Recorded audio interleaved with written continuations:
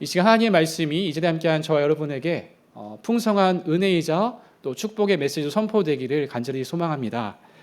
오늘 말씀을 살피기 전에 먼저 오늘 본문을 우리가 이런 방식으로 좀 봤으면 좋겠다 싶은 부분이 있습니다. 여러분 이제 아마 스마트폰으로 사진을 찍어 보신 분들은 아실 겁니다.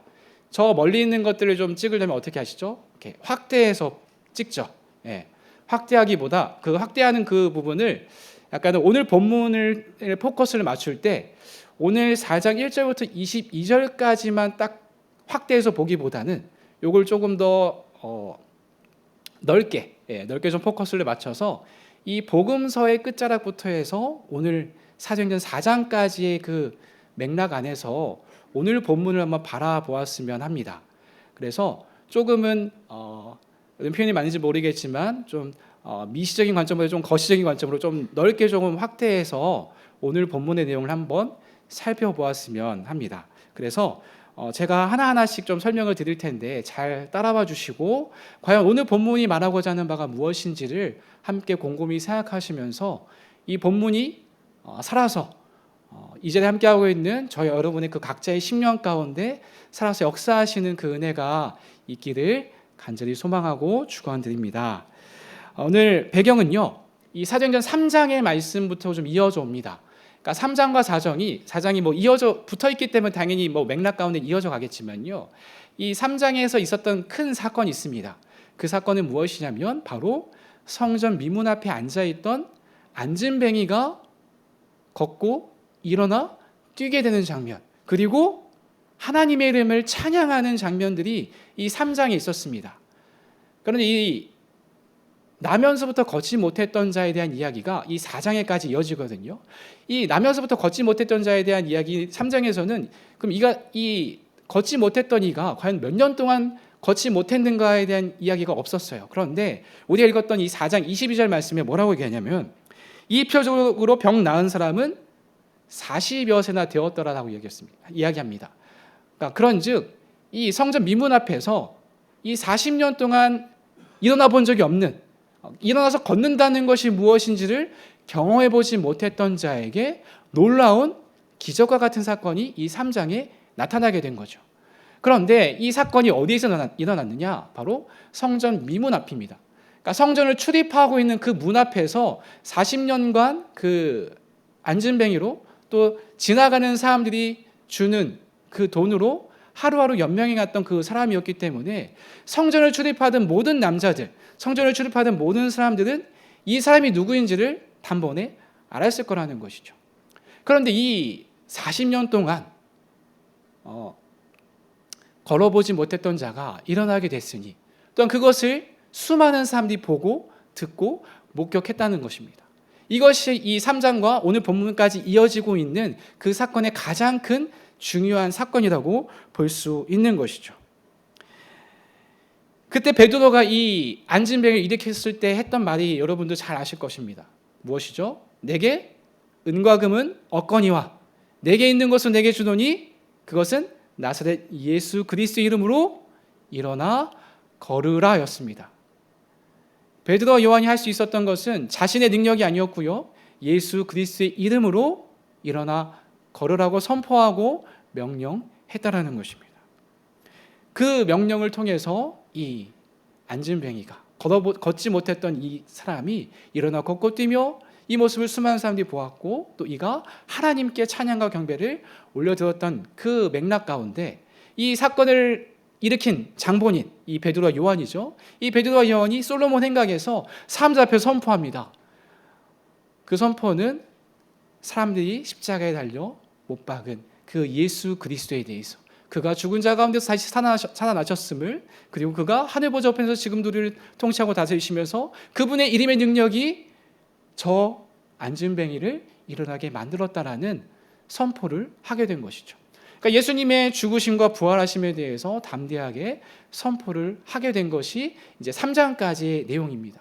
그리고 그 이후에 오늘 본문에 이어지는 이 4장에서 이제 이 사도들과 백성들이 말할 때에 그것을 듣고 있던 제사장들과 성전 맡은 자와 사두개인들이 예수 안에 있는 죽은 자의 부활이 있다고 백성을 가르치고 전함을 싫어해서 이들을 오게 가두게 되는 것으로 이 4장이 시작이 됩니다. 그러니까 베드로와 요한이 했던 것은 병자를 고친 것밖에 없어요. 구원을 이들이 준 것은 아니지만 구원을 선물하는 매개체의 역할, 축복의 통로의 역할을 한 것밖에 없습니다. 담대히 복음의 증인으로서 선포한 것밖에 없는데 그들은 지금 이들을 싫어하는 자들에 의해서 감옥에 갇히게 된 것이죠.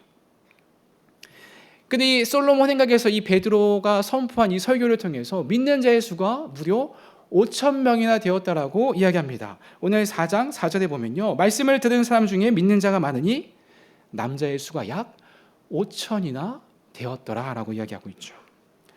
마치 저는 이 대목을 보면서 오병이어 사건이 떠올랐습니다.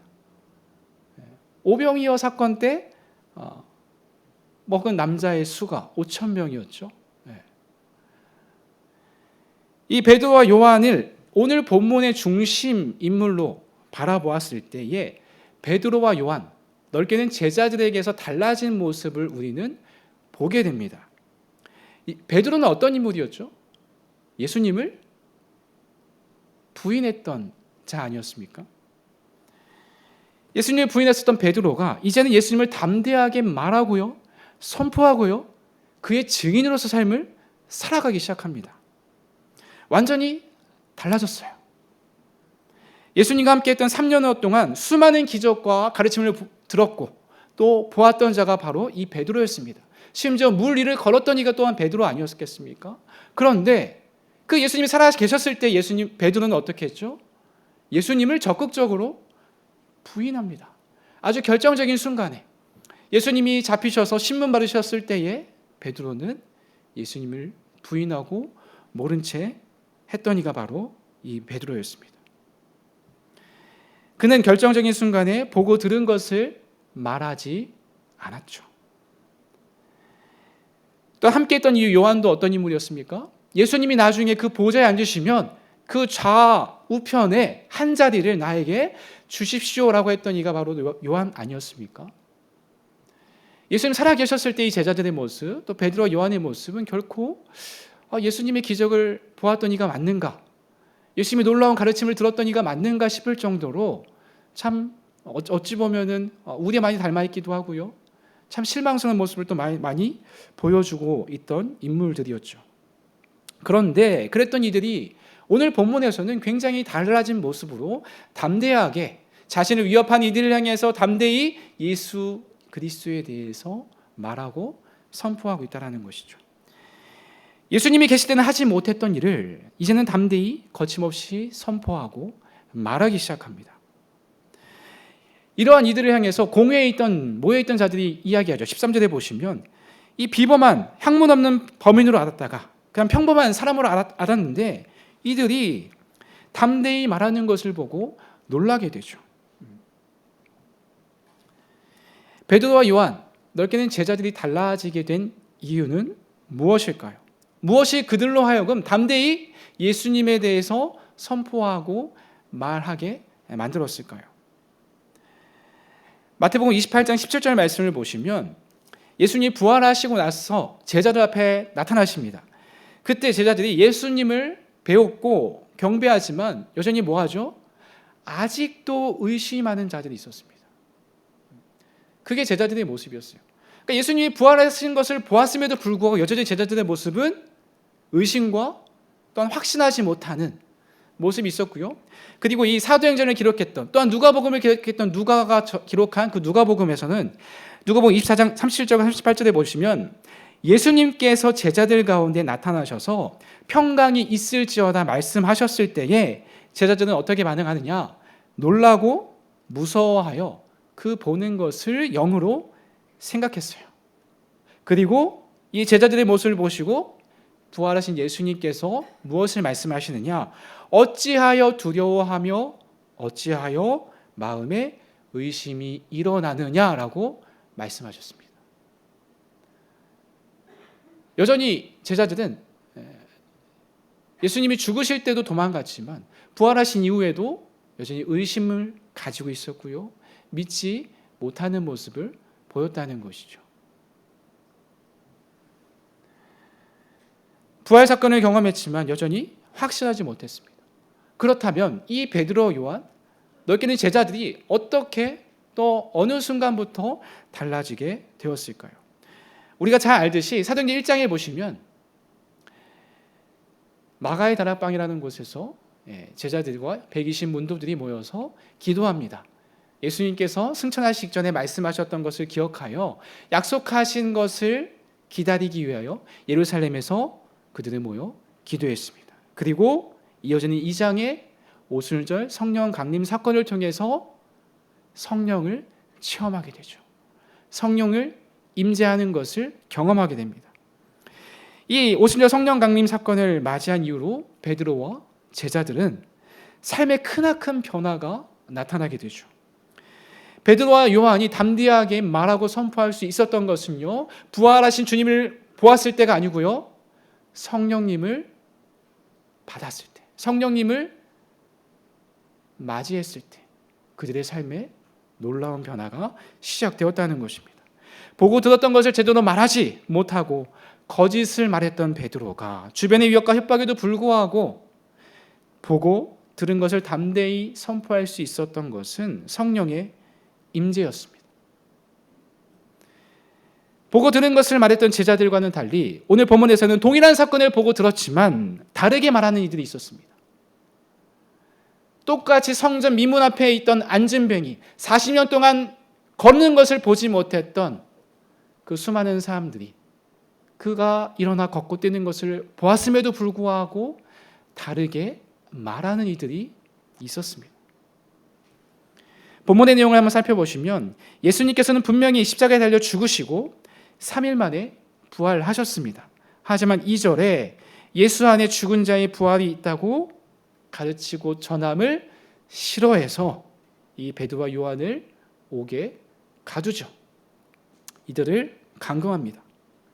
또한 5절부터 7절까지 보시면 공회에 모인 이들이 이 베드로와 요한을 신문하기 위해서 모였습니다. 3, 4 모여들어서 이들을 어떻게 신문할까 하고 이들에게 누구의 이름과 누구의 권세로 이 일을 행했는지를 묻습니다. 이에 8절에 보시면 성령이 충만한 성령의 임재를 경험한 베드로가 말합니다. 너희가 십자가에 못 박았으나 부활하신 예수 그리스도의 이름으로 그 성전 미문에 앉아있던 40년 된 안진뱅이가 일어나 걷게 되었고 구원을 받게 되었음을 선포합니다. 또한 14절에 보시면 베드로와 요한의 그 담대함 앞에 그들을 비난하는 말이 없어짐을 보게 되죠. 그럼에도 불구하고 그들은 무엇을 꾀하죠? 15절에 보시면 공회에서 나가라고 말합니다. 또한 16절에서는요, 유명한 표적 나타난 것을 부인할 수 없음을 확인합니다. 팩트를 체크했는데 이것은 부인할 수 없는 사실이라는 거예요. 나도 보았고 너도 보았고 너도 들었고 나도 들었다는 것이죠. 그럼 우리는 어떻게 해야 되죠? 그 사실 앞에, 그 진실 앞에 우리는 받아들이고 인정해야만 합니다. 하지만 그 사실을 인정하지 않고 받아들이지 않는 것이죠. 그들은 이 베드로와 요한을 향해서 위협하고 협박하면서 17절에서는 민간에 더 퍼지지 못하게 그들을 위협하고 이 이름으로 아무에게도 말하지 말게 하자고 논의하여 18절에 그들을 경고하고 예수의 이름으로 말하지도 말고 가르치지도 말라고 윽박 지르게 되는 것이죠.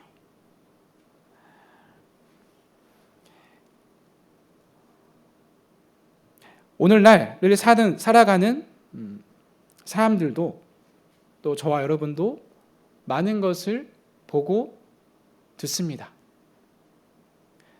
그러나 보고 들은 대로 말하기보다 자기에게 유리한 쪽으로 생각하고 판단하여 사실과 다르게 말하기도 합니다.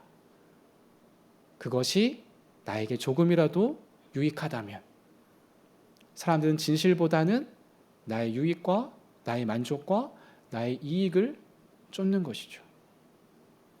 그것은 2000년 전이나 오늘을 살아가는 저와 여러분이나 크게 다르지 않은 것 같습니다. 오늘 본문에서도 동일한 사건을 목격하고도 다르게 말하는 이들이 있었습니다. 부인할 수 없는 이 일이 일어났음에도 그들은 사실을 믿기보다 자신이 믿고 싶은 방향으로 제자들을 억압하고자 했다라는 것이죠. 이것을 통해서 우리가 알 수 있는 것은 사람들은 사실을 믿는 것이 아니라 자신이 믿고 싶은 것을 믿고 싶어 한다라는 겁니다.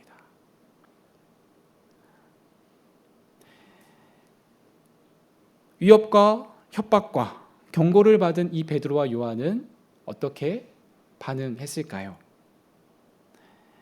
베드로와 요한은 자신을 위협하던 자들을 향해서 담대하게 선포합니다.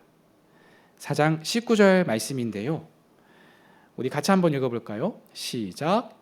베드로와 요한이 대답하여 이르되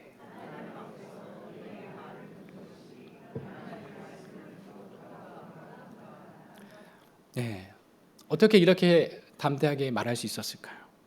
하나님 앞에서 너희의 말을 듣는 것이 하나님의 말씀을 듣는 것보다 옳은가 판단하라. 오늘을 사는 저와 여러분에게도 주시는 교훈이 있는 것 같습니다. 오늘을 살 때에도 우리는 세상의 많은 소리들을 듣습니다. 또한 많은 것들을 원치 않아도 보게 되죠. 이렇게 하면, 또한 저것을 선택하면, 이것을 가지면, 저것을 얻으면, 이것을 누려야, 이 길로 나아가야 행복할 것이라고, 잘 될 것이라고, 성공할 것이라고, 남부럽지 않은 삶을 살 것이라고 이야기하는 수많은 소리들을 듣습니다. 그때 우리는 분별해야 되고요, 판단해야 합니다. 그것이 과연 하나님께서 나와 우리에게 주시는 말씀인가? 아니면 우리를 유혹하는, 진실을 왜곡하는, 진리를 비틀고 또 곡해하는 것은 아닌지를 우리는 분별할 필요가 있다라는 것이죠. 이어진 20절 말씀에 무엇을 말씀하시죠? 무엇을 말씀하죠? 우리 다시 한번 같이 한번 읽어볼까요? 시작. 우리는 보고 들은 것을 말하지 아니할 수 없다 하니.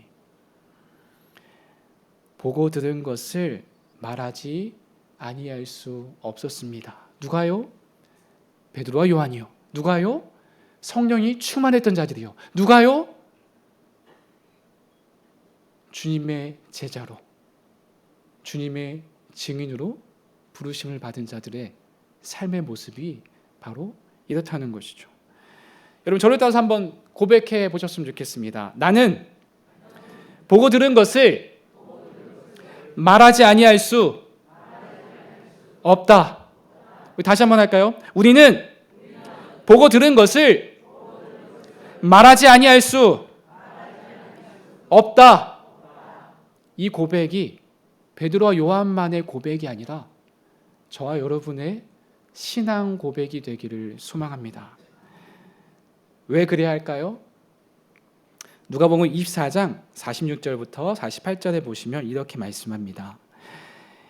또 이르시되 이같이 그리스도가 고난을 받고 제3일에 죽은 자 가운데서 살아날 것과 또 그의 이름으로 죄사함을 받게 하는 회개가 예루살렘에서 시작하여 모든 족속에게 전파될 것이 기록되었으니 너희는 이 모든 일의 증인이라. 아멘. 이것은 부활하신 주님께서 제자들에게, 부활하신 주님께서 여전히 그분을 딱 믿고 그분을 따르는 제자들에게 주시는 말씀입니다. 누가 증인이라고요? 너희. 예수님께서 십자가에 달려 죽으시고 3일 만에 부활하셔서 나와 같은 죄인을 하나님의 백성이자 하나님의 자녀로 삼아주셨고 그리스도의 사랑에서 끊을 수 없는 하나님의 사람으로 이 땅 가운데 너희가 보고 들은 것을 말하는 증인의 삶을 살아갈 수 있도록 그렇게 살아가라고 우리에게 말씀하셨다는 것입니다. 이 증인의 삶을 어떻게 살 수 있겠습니까?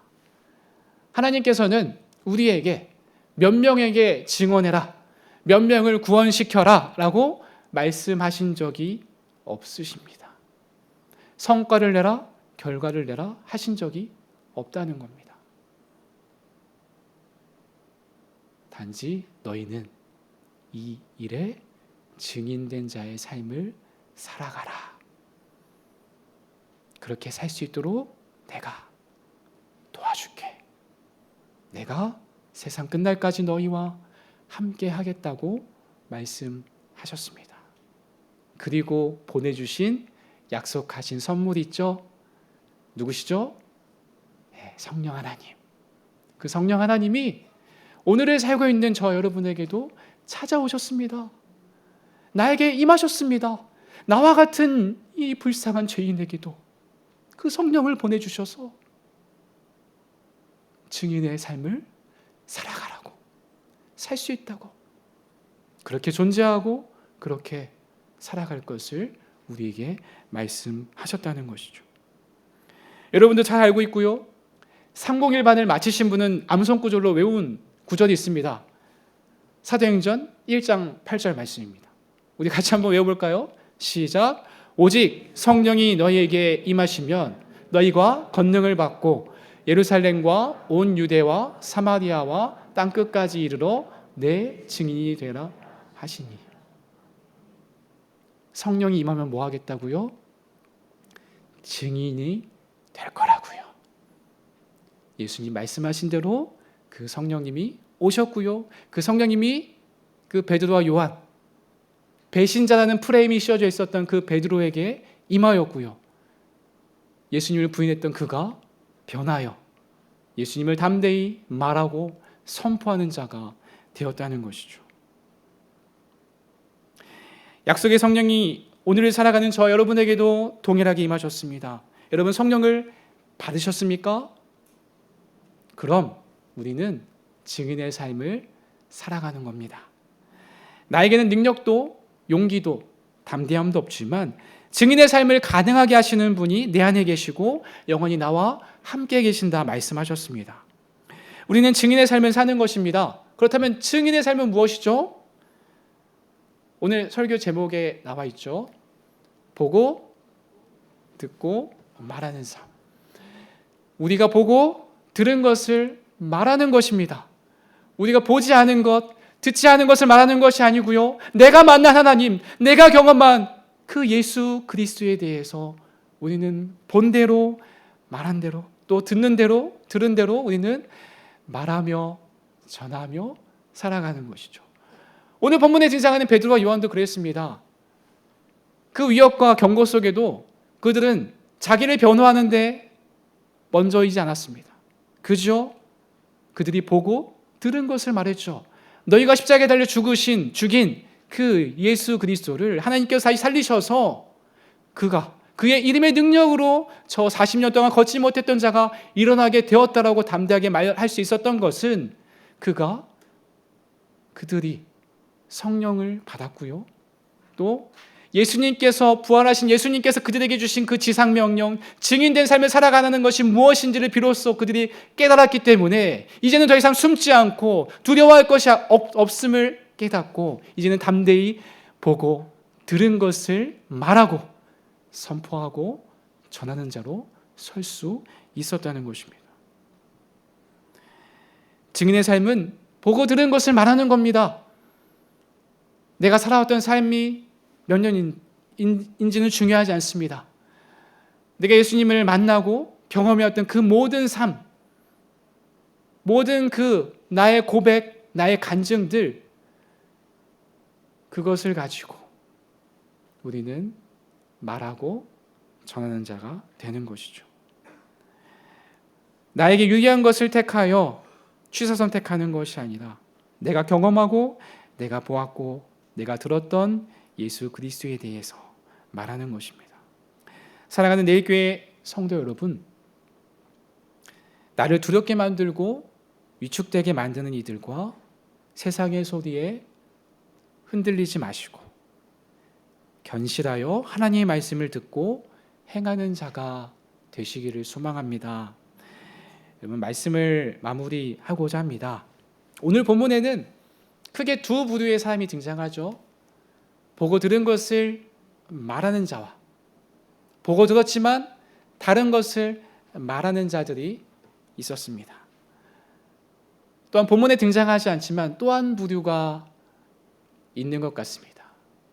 보고 들었으나 말하지 않는 자, 침묵하는 자들이 있습니다. 여러분은 어느 쪽에 속하여 계십니까? 여러분은 어느 편에 서서 살아가기를 원하십니까? 우리는 무엇을 보고 무엇을 들으며 무엇을 말하고 있을까요? 보고 듣는 것은 누구나 합니다. 저의 어린 아이들도 합니다. 그러나 말하는 것은 저마다 다른 해석과 다른 기준을 가지고 말하는 이들이 오늘날도 여전히 존재합니다. 저와 여러분은 어떠한 존재로 살아가야 할까요? 우리 안에 성령을 보내주신 하나님께서 저와 여러분에게 요청하시는 그 삶의 모습은 무엇일까요? 사도행전 4장 12절 말씀 우리 같이 함께 고백하도록 하겠습니다. 시작.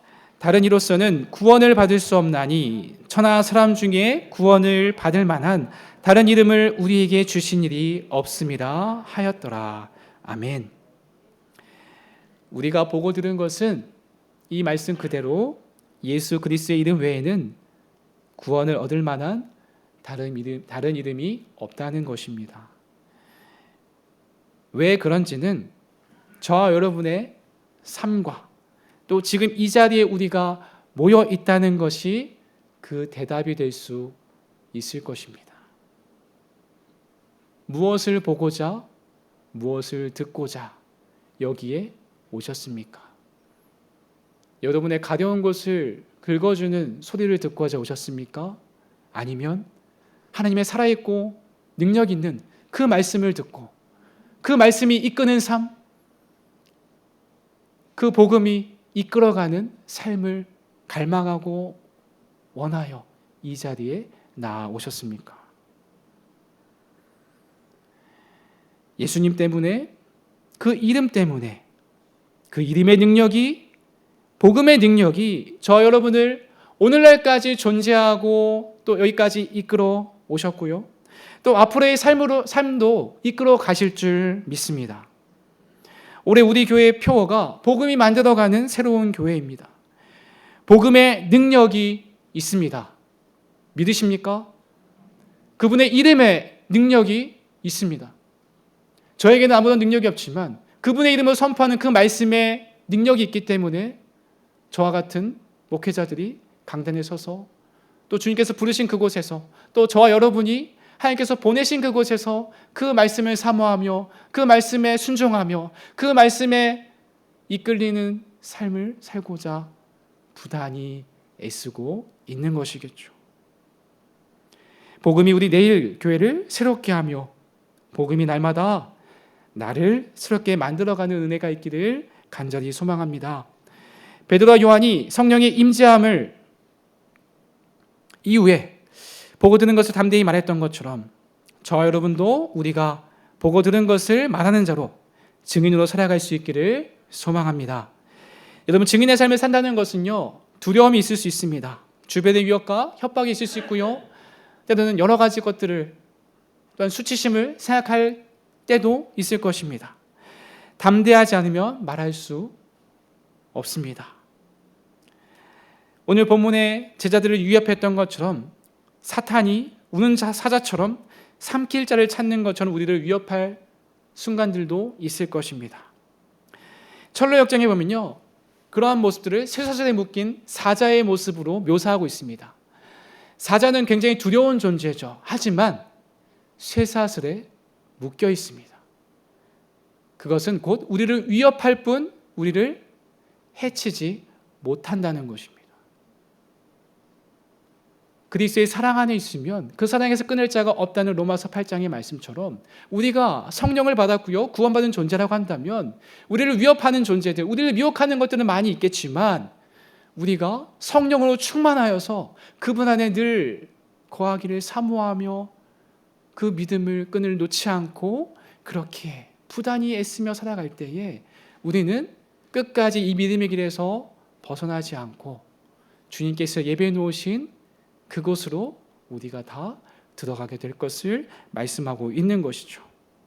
우리 사랑하는 성도 여러분, 우리 마지막으로 다시 한번 저를 따라 고백해 보기 원합니다. 우리는 보고 들은 것을 말하지 않을 수 없다. 우리는 이전에도 보고 들었고요, 지금도 보고 듣고 있고요, 앞으로도 수많은 것들을 보고 들을 것입니다. 하나님의 말씀과 하나님의 일하심과 하나님의 살아계심을 보고 들을 것입니다. 그때 베드로와 요한처럼 담대히 선포할 수 있기를 원합니다. 담대히 말하고 고백할 수 있기를 소망합니다. 예수 그리스도의 이름의 능력이, 그 능력으로 날마다 승리하는 삶을 살아가시는 저와 여러분의 날마다의 복된 삶, 주님과 함께하는 영원한 삶, 형통케 되는 삶이 날마다 펼쳐지시기를 주님의 이름으로 간절히 축원드립니다. 아멘.